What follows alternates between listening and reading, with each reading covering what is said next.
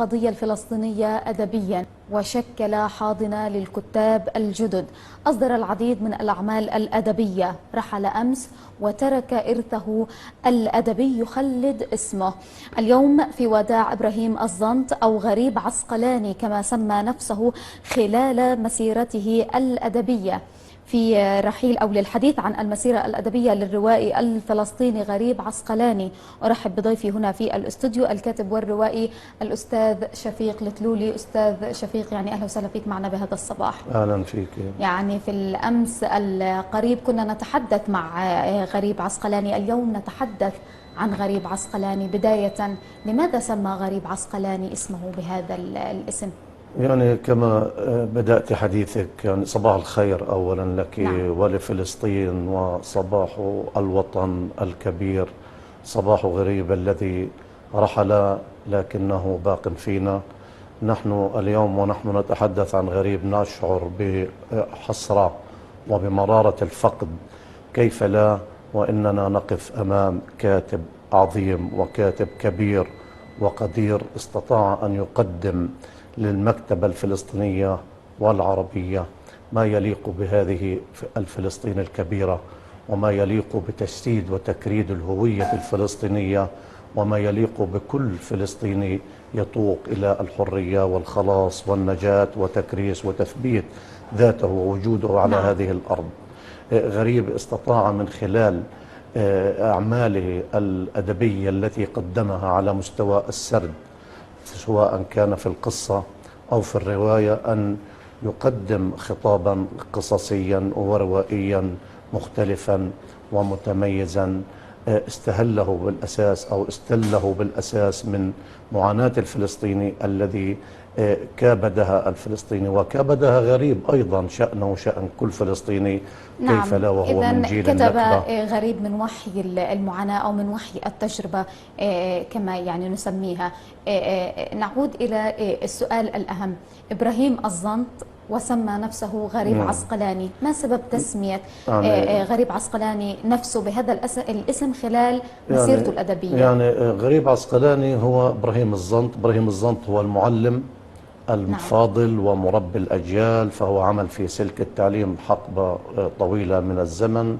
إبراهيم الزنط هو المهندس الزراعي أيضا، خريج الهندسة الزراعية، لكنه غريب عسقلاني الذي أعطى نفسه ومنح نفسه هذا الاسم، واكتسب هذا الاسم أيضا من خلال ما قدمه من أعمال أدبية. غريب عسقلاني هو دلالة أدبية تدل على الغربة والاغتراب واللجوء الفلسطيني. غريب عسقلاني هو ابن المجدل ابن عسقلان التي أحبها والتي كتب عنها كثيرا وطويلا، فهو يريد أن يقول أنا غريب عن عسقلان ولا يمكن إلا أن أعود إلى هذه البلدة، وأن الاغتراب أعمل فينا ما أعمل.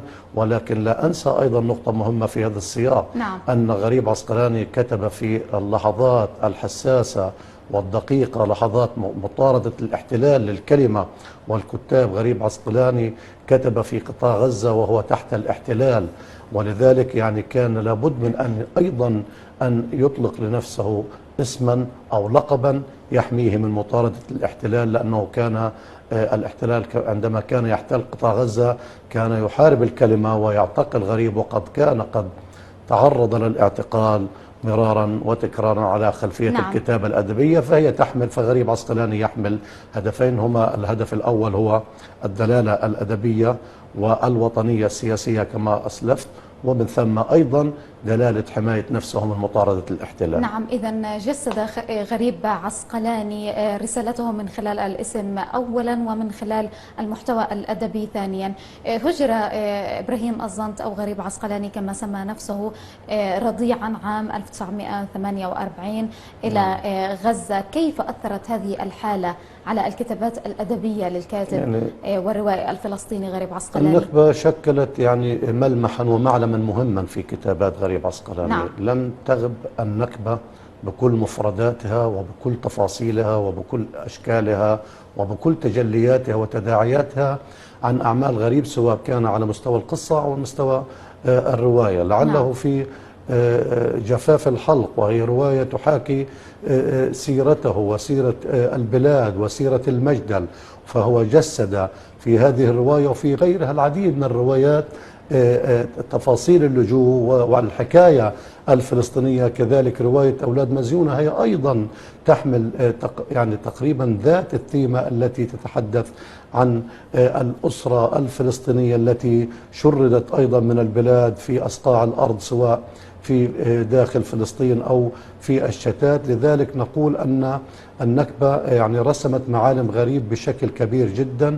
غريب عسقلاني أيضا منذ روايته الأولى الطوق هو أيضا طرق جدار الخزان وتحدث عن منع التجول الذي كان يرزح تحت نيره مخيم الشاطئ، وأخذ المخيم أيضا وهو مخيمه أيضا لأن هذا مخيم لجوء. وغريب عسقلاني عاش في هذا المخيم بعيد النكبة ليرسم ملامح المخيم وتفاصيله من خلال روايته الأولى، لكنه لم يغفل أيضا القصة، فبالتساوق مع روايته الأولى الطوق كان يصدر القصة أو المجموعة القصصية الأولى الخروج عن الصمت، وكأنه يريد أن يقول لابد أن نخرج من صمتنا على صمتنا، ولا بد أن نكسر الطوق الذي يضرب على أعناقنا حتى نرسم معالم فلسطين عاليا، وحتى نرسم ذاتنا وهويتنا على هذه الأرض التي تستحق الحياة.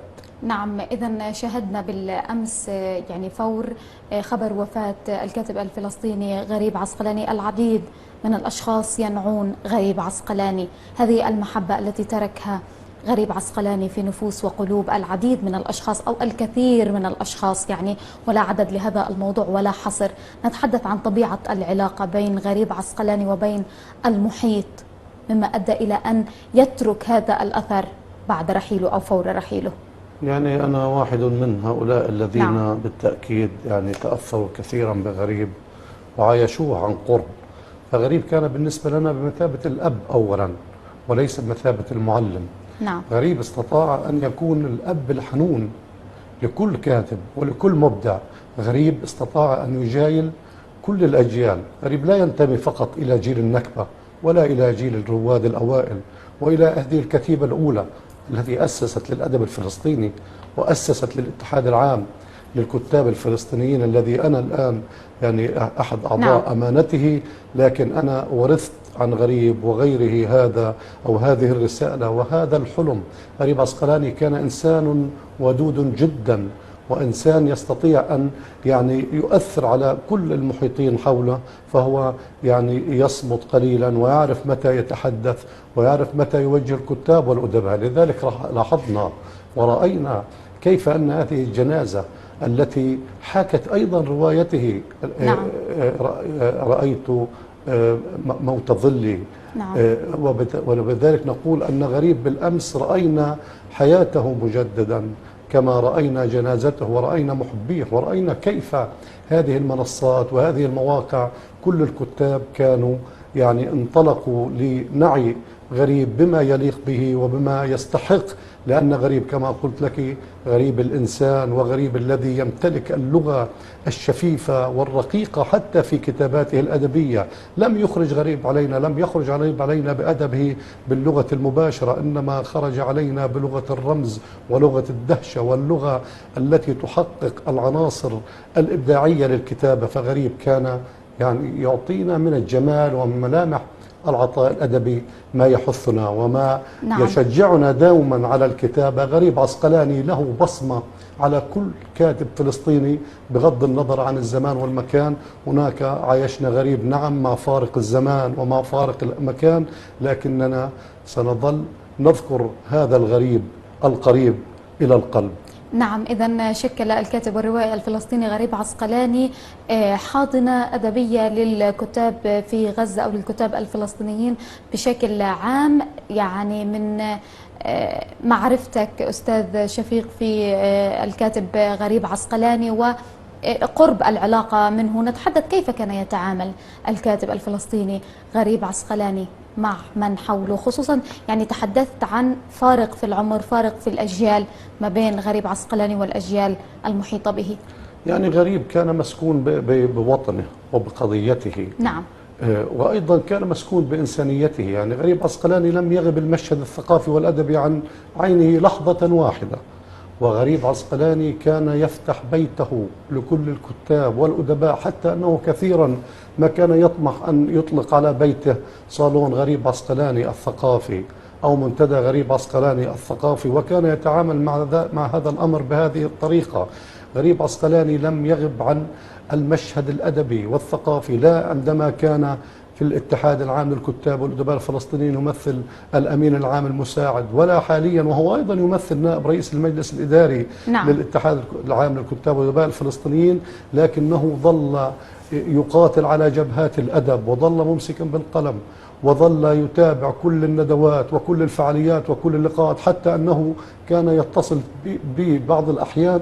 يعني في الآونة الأخيرة لم أعد أوجه له بعض الرسائل لدعوته إلى الفعاليات لعدم قدرته على المجيء، لكنه كان يبادر هو ويتصل ويحرص أن يحاول أن يحضر، وطارة يعني وأحيانا كثيرة كان يطلب مني أن أصطحبه إلى هذه الندوة أو إلى تلك، حرصا منه. حتى وهو مريض كان يتابع، وكان يعني يحاول أن يقدم الشيء. حتى وهو مريض أيضا قدم لنا كتاب تحدث فيه بكل وفاء عن الكتاب الذين كتبوا في غزة عن الانقسام، وكتبوا في غزة عن الجرح وعن الألم الفلسطيني. هذا وفاء من غريب الذي يقدم يعني إرثه الأدبي، لا يغفل أيضا كتاباته النقدية الانطباعية التي كان يحرص أن يقرأ كل رواياتنا ويشجعنا. أنا شخصيا قرأ أعمالي وشجعني، وأنا شخصيا أيضا يعني حظيت بأن يكتب عني في كتابه الأخير الذي قدمناه في جمعية الشبه المسيحية قبل 3 أشهر، وكان أيضا هو يحضر هذا الاحتفاء به وبكتابه الذي كما قلت لك لم يغفل أن يسجل أيضا ماذا دون كتاب غزة جيلا بعد جيل. في هذا الكتاب كان عبارة عن خلطة يعني تناولت العديد من الأجيال التي كتبت في قطاع غزة. لذلك نقول نحن اليوم نفتقد غريب، ونحن بأمس الحاجة، وإن كانت الطريق قد عمدت للكتاب والأدباء، لأنه هو ورفاقه في الكتيبة الأولى من عمدوا هذا الدرب ومن ساروا فيه الدرب الشائك. بالأمس أو قديما كانوا يقولون أن غزة تصدر البرتقال والقصة القصيرة. كيف صدرت القصة القصيرة؟ صدرتها بغريب عسقلاني وبزكي العيلة وبعبد الله تاية، هؤلاء الذين خطوا معالم السرد الفلسطيني وحلقوا في داخل فلسطين المحتلة، وكانوا يعني يحتفون بهم ويستقبلونهم أسمى استقبال وأجل استقبال لما أعطوا للسرد الفلسطيني. هذا هو غريب الإنسان، وهذا هو غريب الأديب، وغريب الذي ظل كما قلت مسكون بهذا الوطن، وظل يناوش كل شيء، وظل يتصادم حتى مع الواقع ويرفض الواقع السيء. غريب يعني ابتعد أيضا عن نزق السياسة وعن زعيقها كما طلبوا منه أساتذته الكبار. غريب عسقلاني الذي كان إميل حبيبي ينعته بالولد، وثم عندما كتب القصة وقدمها له في الصحف الفلسطينية قال له يا زميل، فقال له غريب لا أنا الولد، قال له أنت كبرت يا ولد. ولذلك كبر غريب، وكبر معه الحلم الفلسطيني، وكبرت معه حلم الكتابة والإبداع الفلسطيني، ليقدم لنا 12 رواية و11 مجموعة قصصية كلها كانت تعبر عن الفلسطيني وتحاكي الفلسطيني، وكلها تعد من أقوى وأروع الروايات وأروع ما كتب في السرد الفلسطيني، سواء على مستوى رسالته ورؤيته التي يريد أن يحققها، أو على مستوى البناء الجمالي في هذه الأعمال. ولم يغفل كما قلت لك أن يكتب في شتى المجالات الأخرى سواء كانت فكرية أو اجتماعية أو نقدية. ولم يغب غريب حتى في قبيل أن يتقاعد فعمل في وزارة الثقافة الفلسطينية، وأعطى للوزارة أيضا ما يليق من دعم للمبدعين الشباب وغيرهم. غريب عسقلاني اهتم في كل مناحي وفي كل فضاءات الثقافة، من إعلام ثقافي ومن نقد ومن كتابة ومن كل ما يشتهيه الكاتب والمبدع الفلسطيني. هذا الإرث الأدبي اليوم يتحدث عن غريب عسقلاني. رحل بالأمس غريب عسقلاني، وبقيت هذه الأعمال والإرث الأدبي يخلد اسم غريب عسقلاني الكاتب والروائي الفلسطيني الراحل. في الختام أشكرك جزيل الشكر الكاتب والروائي الأستاذ شفيق التلولي. والحديث اليوم يعني هو حديث صعب شكرا عن لك. نعم. غريب عسقلاني. نعم. نعم، ما أصعب اللحظة. نعم. ما أصعب اللحظة التي نرثي فيها غريب ونتحدث فيها عن غريب، سيما وأنه بالأمس كان يتحدث عنا، رحم الله. نعم. وتعازينا الحارة لأسرته الصغيرة ولعائلته ولأسرته الكبيرة ولكل جمهرة الكتاب والمبدعين. إلى رحمة الله ورضوانه غريب عسقلاني الكاتب والروائي الفلسطيني. شكرا جزيلا الأستاذ شفيق التلولي الروائي والكاتب الفلسطيني.